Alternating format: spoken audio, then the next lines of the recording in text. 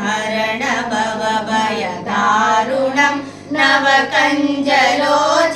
कञ्जमुखकर कञ्जपदकञ्जारुणं गन्धर्व अगणित अमित शविनवनीलनीरद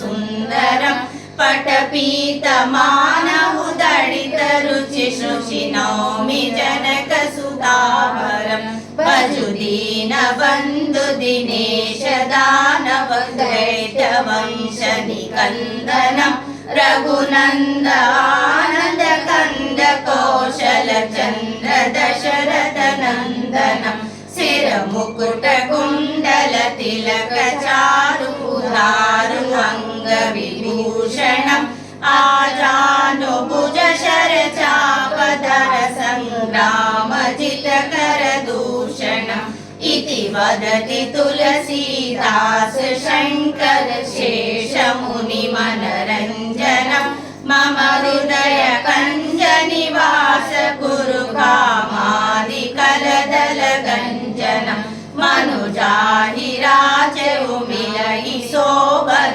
सहज सुन्दर सावरो करुणानिदान सुजानशील स्नेह जानत रावरो हे कान्ति गौरीय शीस सुनिसिय सैदहिय हर्षियलि तुलसी भवानी पूजि पुनि पुनि मुदित मन मंदिर चली